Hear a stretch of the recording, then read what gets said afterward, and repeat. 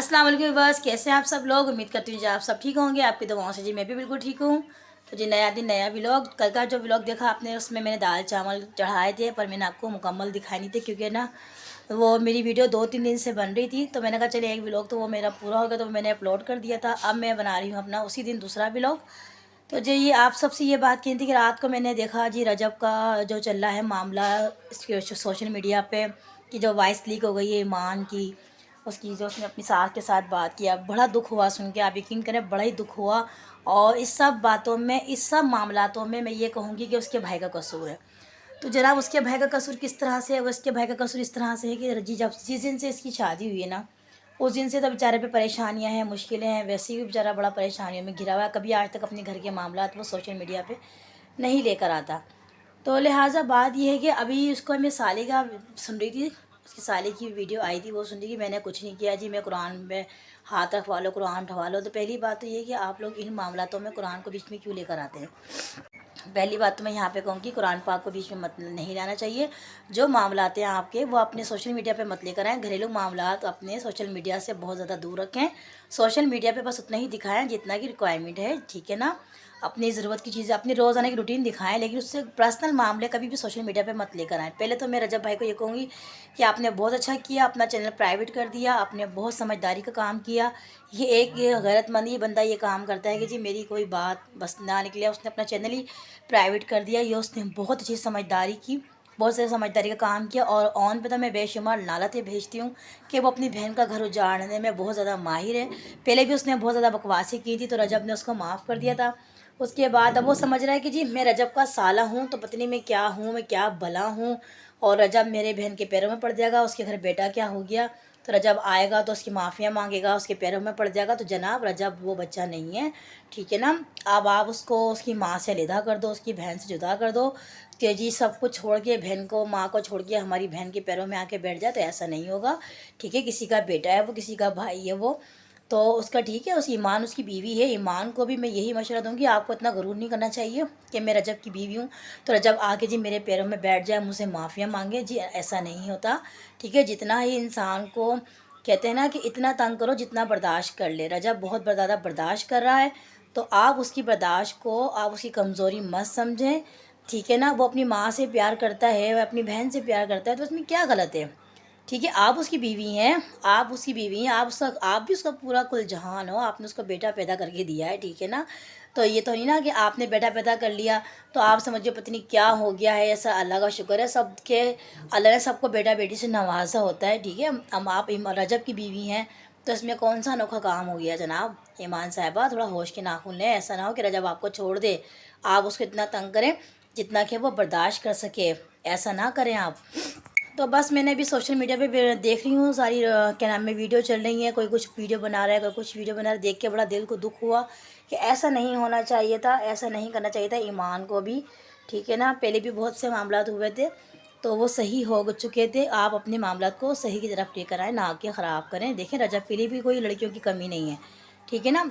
उसका क्या है, वो दूसरी शादी कर लेगा, ठीक है ना। लेकिन आपका बहुत ज़्यादा नुकसान होगा। आपको आपके बेटे का बाप आपसे जुदा हो जाएगा, आपका शोहर आपसे जुदा हो जाएगा। इतना नखरा करो जितना कि वो बर्दाश्त कर सके, ठीक है ना। कोई आप में सुरखाब के पढ़ नहीं लगे हुए जो आप इतने एटीट्यूड दिखा रही हैं कि, ठीक है ना, ऐसे नहीं करना चाहिए। आप कोशिश करें सुलह की तरफ जाएं, अपने मामलात को बेहतर से बेहतर करें। और जब उनकी माँ आपके घर पे आए सुलह करने के लिए, तो आप भी कदम बढ़ाएं उनके साथ, ठीक है ना। सुलह इसी तरह से होती है, एक कदम सामने वाला बढ़ाए, एक कदम आपको बढ़ाना चाहिए। सुलह की तरफ आएँ, अपने बच्चे का मुस्तकबिल सोचें। अभी आपका बेटा बहुत छोटा है, उसको बाप की प्यार की, बाप की शफ़क़त की बहुत ज़्यादा ज़रूरत है।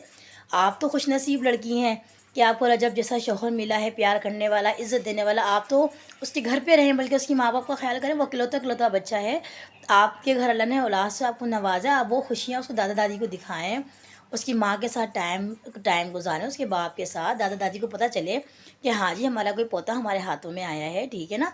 आप ना कि आप में तो एटीट्यूड ही बहुत आ गया है। मैं तो आपको बड़ा सीधा समझती थी, लेकिन आप तो बहुत ही, मैंने हमेशा ये सुना है कि ना पढ़ी लिखी लड़कियों में बड़ा शऊर होता है, लेकिन आप तो जितनी पढ़ी लिखी हैं जाहिल है मेरी नज़र में, ठीक है ना। ये आपने बहुत गलत किया। तो ईमान तो मैं तो कहूँगी आप जाहिल हो। आप इतनी पढ़ी लिखी समझदार लड़की होगी, आपकी शादी को भी 1 साल 2 महीने 3 महीने हुए तो आप अपनी शादी को, अब इतनी भी आप में मैच्योरिटी नहीं कि आप अपनी शादी को संभाल सको। अपनी शादी को लेके चलो। ये आपके बहुत गलत फैसला है ईमान, आप बहुत पछताओगी, बहुत गलत कर रही हो। जो भी कुछ गलत कर जो भी आप अपने भाई के कहने में चल रही हो, खुदारा अपने भाई का कहना नहीं माने। और मैं ओन को कहूँगी कि आप पे बेशुमार नालत ऐसे भाई होते हैं कि बहन का घर उजाड़ने में लगे रहते हो आप। भाई तो ऐसे होते हैं कि बहनों के खातिर जहाँ पे अगर गलती भी होती ना भाइयों की, तो वहाँ भी सर झुका लेते हैं कि बहन का घर ना ख़राब हो। आप कैसे भाई हो? कोई अकल को हाथ मारो आप ना, अपनी बहन का घर बसाओ ना कि उजाड़ो, ठीक है ना। तो चले जी आ गया। बस आज की वीडियो मैं बड़ी दुख के साथ बना रही हूँ कि मुझे बड़ा दुख हो रहा है कि ईमान का रिश्ता और रजब का रिश्ता टूटने जा रहा है। अल्लाह ना करे कि उसका रिश्ता टूटे, अल्लाह हर किसी की जोड़ी को सलामत रखे, ठीक है ना। बड़े चाव से बड़े प्यार से उसकी शादी हुई थी, अल्लाह उसकी शादी को बचाए रखे। तो चलें जी, आज की रूटीन जो भी है आपके साथ छोटी मोटी वो शेयर करती हूँ। और यहाँ पे हसन आ गया है ट्यूशन से, बल्कि आज हसन ट्यूशन गया ही नहीं। आया क्या गया है आज? तो ये सुबह ट्यूशन ही गया है। और कल भी नहीं जाना। कल तो संडे है ना। हाँ कल तो नहीं आना। कल तो संडे है ना, कल कैसे जाओगे? हाँ, सारे इसके बालों में तेल नहीं लगा लो, बाल से ख़राब हो रहे सारे। मेरा बच्चा ट्यूशन नहीं गया, छुट्टी करके बैठा हुआ गेम खेलने लगा हुआ है ना। और यहाँ पे मैंने नमाज पढ़ ली है। गेम नहीं खेलना। क्या कर रहे हो? क्या खेलो? दिखाओ क्या देख लो। हाय ये टिकटॉक, हाय हाय ये सोशल मीडिया। चलो थोड़ी देर देख के ना फिर रख देना, ठीक है। और बहुत ज़्यादा सर्दी हो रही है, वहाँ देखा गली में बच्चे आग जला के बैठे हैं। ओए होए होए होए, बहुत सर्दी हो रही है।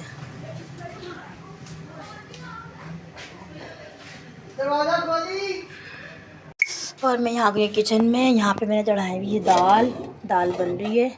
चूल्हा तेज़ कर दूँ, हमको भूख लग रही है। ये पानी गर्म करने रखा हुआ है क्योंकि ज़रा भी मेरी हिम्मत नहीं हो रही है कि मैं ठंडे पानी से बर्तन धोऊँ, क्योंकि मेरी उंगलियाँ सुन्न हो जाती हैं। इस कदर सर्दी है ना कि उंगलियाँ जम जाती हैं बर्तन धो दो। तो मैंने कहा चलें दाल चढ़ा दूँ। कल की वीडियो में मैंने आपको दिखाया नहीं था, तो दूसरा व्लॉग मैं उसी दिन शुरू कर रही हूँ।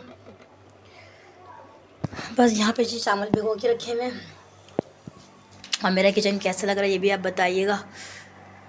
थोड़ा सा चलो साफ़ सुथरा हो गया, अल्लाह ने चाहा तो कल अपना घर भी कभी देगा। अभी फ़िलहाल किराए का घर है तो थोड़ा बहुत ऐसे ही मैंने साफ़ कर लिया इसको।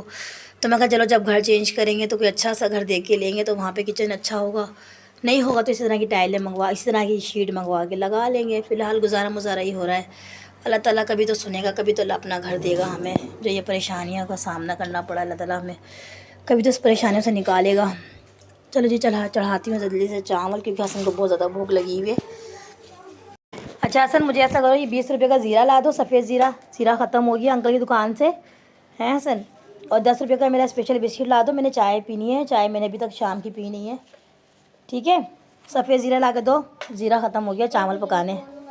क्या कर रहे हो? चार्जर लगा लो, मैं लगा दूँगी आपका फ़ोन चार्ज पे, छोड़ दो। कैसे लगा रहा है चार्जर? सब कुछ लगाना आता है इस लड़के को।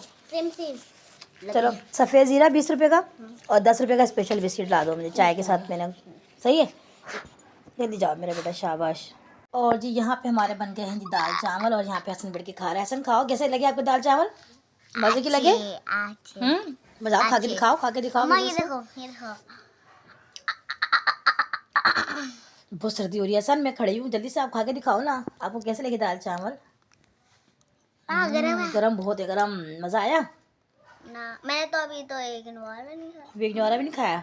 चलो जी यहाँ बन गए हैं दाल चावल, हसन खा रहा है दाल चावल। और जी मैं देख रही थी व्लॉग, मैं कहा चले थोड़ा सा व्लॉग देख लें, थोड़ा सा टाइम मिलता है मुझे इस टाइम बैठने का। अब मैं बैठने लगी हूँ और मैं भी खाती हूँ जी दाल चावल। फिर मिलते हैं आपसे थोड़ी देर बाद।